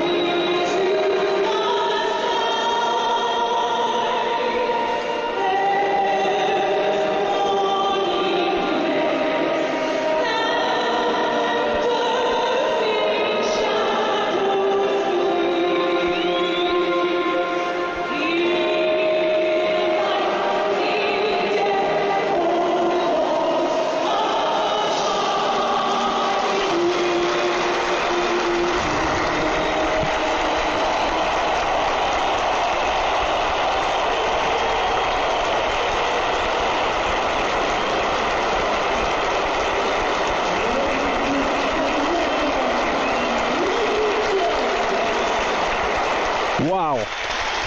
Yeah, no, we have to say as well that her twins are being brought out onto the pitch now. Her young baby's not yet a year old, and not a dry eye in the house, I don't think. That was amazing, wasn't it? Well, and she blew her kiss up to the sky when she finished, and then to all four corners of the ground. Fans are still clapping because Danny's picture's on the big screen. And there'll be no bigger ovation today, whoever wins the cup. No, you bang right there, Phil. What an emotional moment that was, and what a strong lady she is. Wow. Speaking to her broadcaster who interviewed her this week and said she had absolutely no problem with doing this song and everything it meant. What worried her was going back in afterwards, and she felt that would be tough to deal with. But she's bouncing with the girls in her hand at the moment. Yeah, that was an impressive family. Just giving her a cuddle as she comes off. Wow, that was powerful stuff. Phil Kaplan was alongside Mark Wilson. Another history-making afternoon for Leeds, and Tom Briscoe in particular. Cuthbertson to Sinfield to Hardacre. Hardacre 20 out, gives it to Watkins. Watkins ball gets it away from Briscoe. Briscoe's cuts in. Is he going to score? You bet he is. 2 tries in 2 minutes for the Leeds Rhinos, and Tom Briscoe caps off a length of the field move from Leeds. There's hands on knees for Hull Kingston Rovers. Is it getting too much for them already? They trail by 16 points to 0. They ran underneath it, but Ryan Hall got there first, and as soon as he caught that ball, he was through the line. He looked for support. It came from Ablett. Ablett didn't panic. He took the tackle. Briscoe was positioned in by Watkins. He still had 3 men to beat, and that's 2 tries in 2 minutes, and already the red and white end at Wembley has gone quiet. Last one, they're screaming for a penalty. They don't get one. Here's Blair. It's an awful kick. He'll come down about 10 away, and it's caught on the full by Briscoe, who's away. Tom Briscoe going all the way. Is it going to be a 95-metre try? Can they get back to him? Briscoe for the corner. He's over. What a score from Tom Briscoe. Well, there's a spectacular. It's a 90-metre try. It's again from a kick return. Short side here with Peacock. Gets it to Watkins for Briscoe for the hat-trick. And Tom Briscoe scores in the corner. A hat-trick at Wembley for him. Great work from Briscoe on the end of lovely work from Peacock and Watkins. Maybe now he's got a chance to land top man of the match. Leeds lead 32 points to 0. Leeds looking for more points as they go through on the far side. Here's a chance for Watkins. Briscoe's going to score. Leroy Rivet. 4th try for Tom Briscoe, who scores at the side of the post. Surely now he's man of the match. It's 42 points to 0. Yeah, I think again that's icing on the cake, and there's no answer for Rovers. They tried the short kick-off. Why wouldn't you? And Briscoe's going to get 5. Briscoe going for the corner. He's past Mantellato. He is going to get 5. History in the making for Tom Briscoe. The Leeds players dive on him. The referee, 5 tries. Well, hold on a minute. An amazing game. Go back to the end of last season. He drops the ball on his own line. Leeds go out of the playoffs. Tom 5 Briscoe. tries for Briscoe. 5 tries. Unbelievable. For history. And there it is. Tom Briscoe always has a smile on his face. He will have tonight. Probably will have for a few weeks. He's got 5 this afternoon.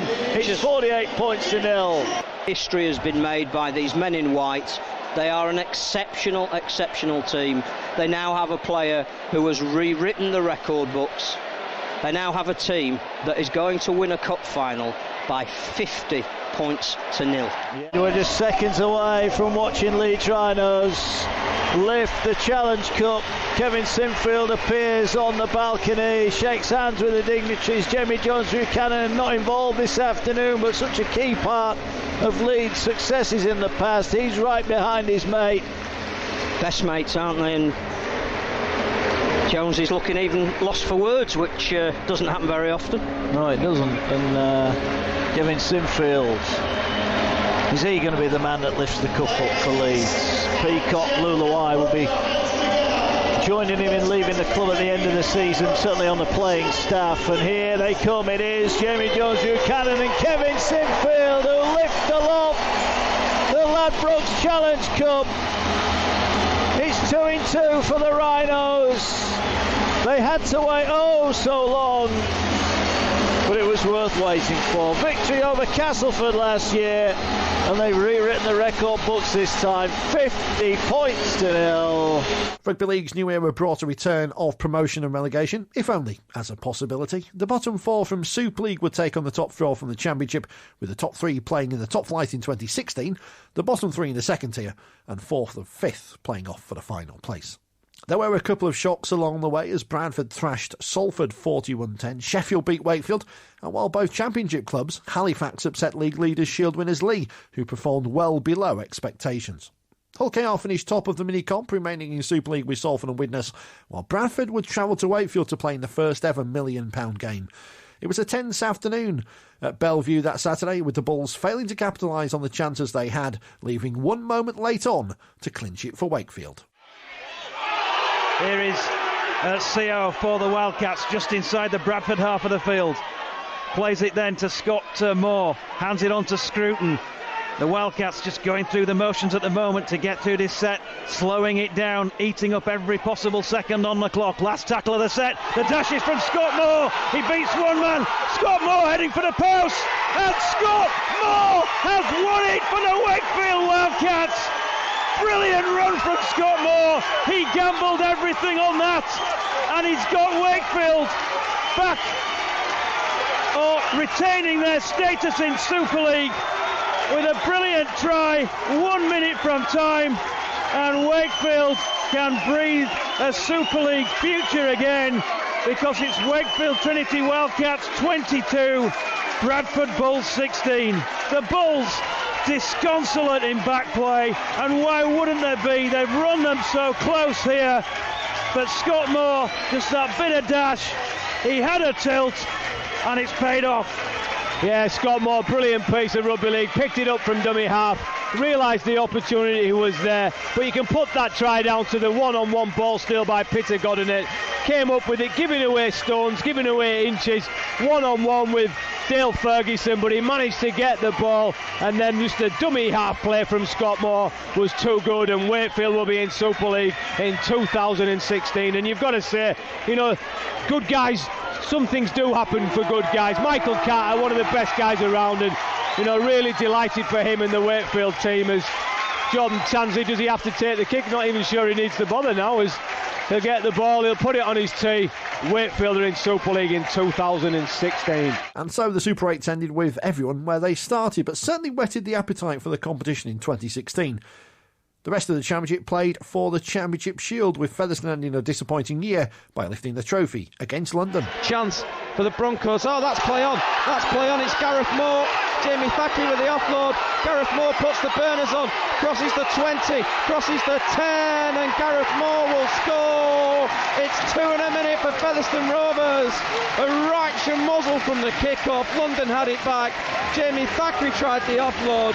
It went into the hands of Gareth Moore. And the young halfback has gone 70 metres, 68 on the clock, and Featherstone lead by 34 points to 4. Yeah, a bit of desperation from the Broncos from the kick-off. They kicked the ball at the perfect sort of 12 metres there and come up with the ball, tried to turn it back inside, and somehow the ball ended up in Gareth Moore's hands, and a really well-deserved try for Gareth Moore, because he's come up with some good plays, both in attack and defence for Featherstone, and it's good to see him race there 60 metres for a really, really attractive try. And the Championship Shield is lifted aloft here. Featherstone have silverware to show for their efforts this season. They've beaten the London Broncos by 36 points to 4 here this afternoon at the Select Security Stadium. Keighley missed out on promotion twice, losing to Oldham in the initial League One decider before they played Swinton in the playoff final.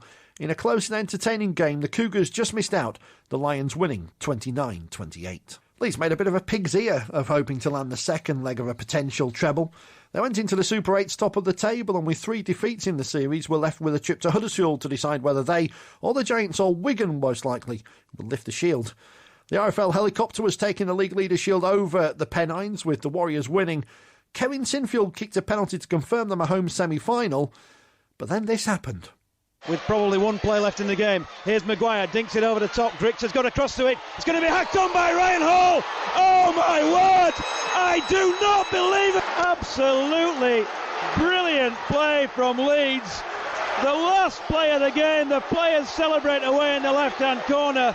Robert Hicks has referred it to the video as a try. The video referees might have the last word in the season, but that was absolutely unbelievable. The Huddersfield Giants players, let me describe the scene, down on their horns. She's utterly shattered by what's just happened. They cannot believe it.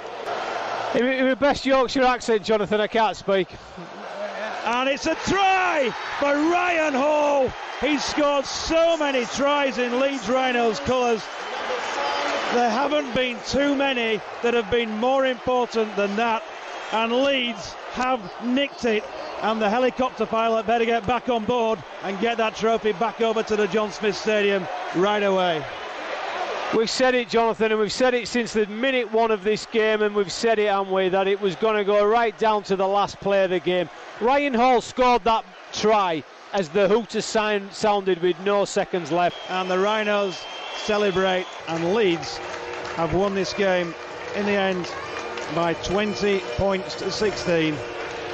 The League Leaders Shield, and it's in the hands of Nigel Wood, who is now approaching the Leeds Rhinos team. They won the Challenge Cup at Wembley just 4 weeks ago, lost 3 in succession since then, almost had this one done and dusted as well. Then they looked like they'd nicked a draw, and that Wigan were going to hold this trophy until that blow from Huddersfield from Ryan Hall, and Kevin Sinfield lifts the League Leaders Shield, and Leeds have done a double. Wigan made it to the grand final, seeing off Huddersfield, and Leeds had a semi-final against St Helens. Could it be a dramatic end to proceedings as we saw last week? Will Saints snatch a victory from the jaws of defeat? Will it be done to Leeds, or can the Rhinos hold out? 14-13 their lead. Jordan Turner pops the ball up. Walsh gets it away to Callum Watkins, and Callum Watkins celebrates. The Rhinos fans celebrate, and Leeds Rhinos are going back to Old Trafford because out of nothing, Callum Watkins has scored an interception try. It's Leeds Rhinos 18, St Helens 13. Wow, just wow. Saints just trying everything they could to keep the ball alive, and the ball hits the floor, and the first man to react is Callum Watkins, who's got too much pace and sprints in from 30 metres, and boy, that's going to be some game next Saturday. And so it was a repeat of the 1998 grand final, Leeds versus Wigan. On that day, 43,533 were there. In 2015, a sellout crowd of over 73,500 were treated to a cracker. 3 minutes gone and Wigan make a break. Here's Farrell now. Farrell looking, he's got Burgess on his outside. Is Burgess going to get in the corner? He is! What a break from the Wigan Warriors. Farrell makes a break from inside his own half, and he's got the pace to pull away, and Burgess in at the corner. First blood for Wigan. They lead by 4 points to 0. The breakout is on. Wigan from deep inside their own 20, their own 30. Move the ball from right to left, and it's the pass into the hands of Farrell that finds him in space, and he turns on the afterburners. Away he goes. Burgess responds, anticipates the break, picks up the ball with 15 metres to go. You're not going to stop that kind of pace. Here's Bowen then. Goal kicking, many feel could be the difference tonight. Looks pretty good to me, and it's straight between the middle. Leeds Rhinos 0, Wigan Warriors 6. So a new baby through the night for Mr Bowen, and the first 2 points off the boot in the grand final goal team. I'm sure there's a little thought for the baby in that kick, and it gives Wigan a 6-point advantage. Watkins is off his shoulder. Here is Sinfield. Little grubber kick through. He's picked up, and Danny Maguire will score. One move for Leeds. The question is, was Maguire onside? And Ben Thaler's going to hand it up. If he was onside, Andy Kelly, Leeds have just hit straight back. Yeah, it just shows you how to respond in a big game like this. We said don't write Leeds off. They won't panic. They've come up with a great set of 6 off the back of that. On the board for the Leeds Rhinos. Try given. And this is exactly why we couldn't predict a winner. Wigan strike a 6-point blow in the heart of Leeds in the very early stages, but within 60 seconds Leeds are going to post 6 points straight back. Sinfield to add the extras, which he does. 6 points apiece here on Radio Yorkshire. Leeds looking a little bit ragged at the moment, despite the fact they've got the ball. Here's Burrow, gives it to Peacock. Peacock dumps it out the back. Sinfield gets it away to Maguire. Maguire's short pass has gone to the ground and Watkins has lost it. Burgess has lost it. He's play on, and Hardaker's got it back again here. He's going for the corner, dumps it back in, and Moon will score. Now this is controversial. We're going upstairs to the video referee. The ball went to ground. Did Callum Watkins knock it on, Andy Kelly? My gut feeling is yes, but that doesn't mean he did. They're looking at the grounding now. Looking at the grounding now, says Richard. And Hardaker goes down the sideline. Well, this is controversial. And Moon scores without a finger laid on him, and that ball is put down. This is going to be a try for Leeds. 74,000 people. Try given. And Leeds are in front by 10 points to 6. It was controversial, it was always going to be. But Danny Maguire's pass was ruled to have gone backwards. And Leeds are in front. Joel Moon, his first grand final. Here now is Sinfield, head bandage, he's about 2 in from touch. We've got a great view of this one. And 4 into 6, he's missed it. He's missed it, and that could be a big kick. It's Leeds 10, Wigan 6. Cuthbertson spins, and again he'll get it away for Burrow. Burrow away for Maguire. Miss out pass here for Briscoe. Briscoe one-on-one with Burgess. Gives it away for Watkins. Watkins turns on the power. He's going to score. No, he gives it to Maguire. Second try for the Leeds Rhinos, number 6. And Leeds extend their lead. Are we watching a match-winning performance from Danny Maguire? It's Leeds 14, Wigan 6. Watkins absorbs so many people, and he creates more space for people. And it was Maguire, as he's done all his career, who comes up on the inside, and you just think Watkins is going to just stride his way over, and Maguire's in the better position to receive the pass on the inside and score his second try of the game, and another 4 points for Leeds. 5 in from touch, 20 metres out on this near side. Comes forward now, sends it on its way, and it's straight between the middle. It's Leeds 16, Wigan 6. Half time in front of a sellout Old Trafford crowd, and it's the blue and amber end of the ground that is happiest at the moment, because Leeds lead by 16 points to 6. He's offloaded the ball, outrageous offload for O'Loughlin. He kicks towards Manfredi. Hall will catch it. He's lost it, and Manfredi has scored. What a score from the Wigan youngster. Ryan Hall caught the ball. He had it ripped out of his grasp, and the Wigan youngster's got Wigan back in it. It's Leeds 16, Wigan 10. And he puts an absolutely fantastically weighted kick to the corner. Manfredi wants to contest it with Hall, but on this occasion lets the Leeds man clean it up, and then absolutely poaches his pocket, takes the ball out of his grasp as he goes to ground. Great try from Don Manfredi. Can Bowen add the extras? Yes, he can. Absolutely no mistake. And all of a sudden, Andy Kelly, 6 gone second half, 16-12 to Leeds. It's game on. Scruffy one in the end. Here now is Smith. Ball back on the inside for Bowen. Bowen out, 2 tackles. Oh, he's going to score underneath the post. What a try! Celebrating the birth of a child overnight, and he celebrates a Wigan try underneath the post. Oh, dearie me, Leeds are on the ropes here. It's Leeds 16, Wigan 16. Oh, forget celebrity come dancing. Bowen's just put a display of footwork on there that would grace any dance floor. He's beat probably 3 to 5 players with his footwork. Off his right, off his left. Dinks it over the top.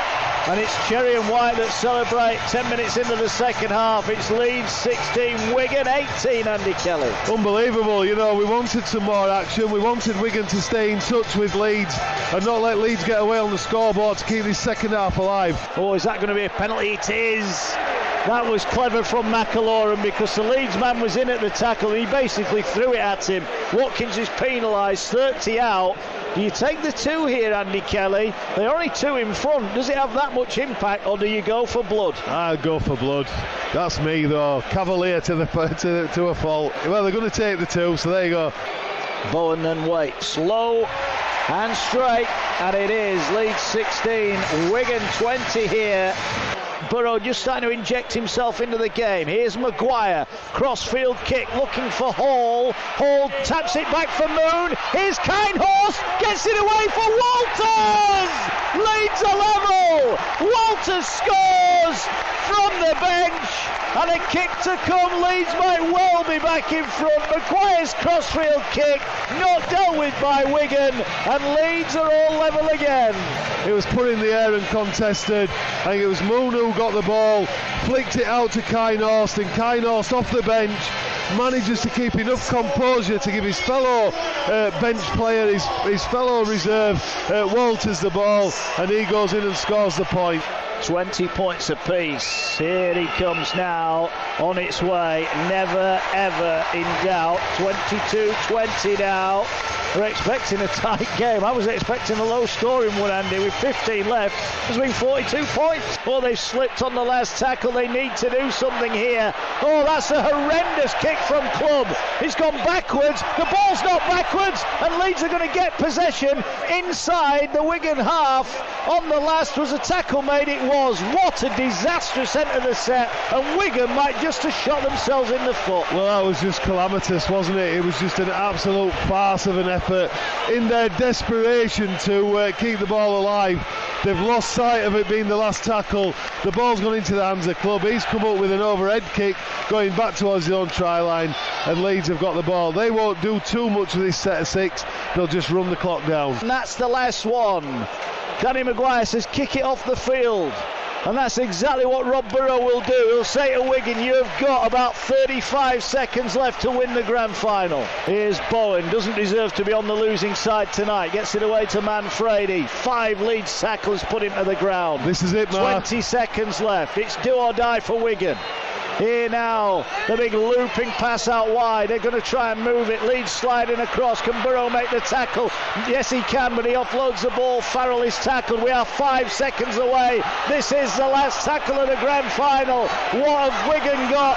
Are they going to kick it? They are. Manfredi might get on the end of this. He might get on the end of it. He's caught by Hall. And that is it. Leeds Rhinos are the treble winners. They make history. What a final, and it's Leeds who celebrate. It's a full house for the Rhinos. They win it by 22 points to 20. We wanted a great game, Andy Kelly, and we have got one. Oh, do you know what? I'm just speechless. I'm not often made that way.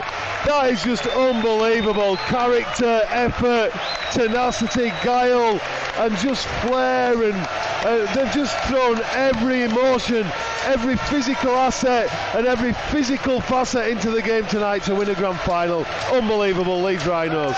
And there it goes, treble glory for Leeds. Sinfield, Peacock and Luluai sign off in the best possible style. Well played, Leeds Rhinos, first utility Super League 2015 champions. And so 2015 ended with Leeds Rhinos holding every trophy they could, and Zach Hardaker deservedly being voted as Man of Steel. How will 2016 pan out? Well, we'll bring you the World Club Series, the Challenge Cup, the Summer Bash, Magic Weekend, and the regular season right up to the playoffs and the grand final here on the home of Rugby League. Thanks for listening 2015, and on behalf of all the team here at Radio Yorkshire, we hope you have a great new year.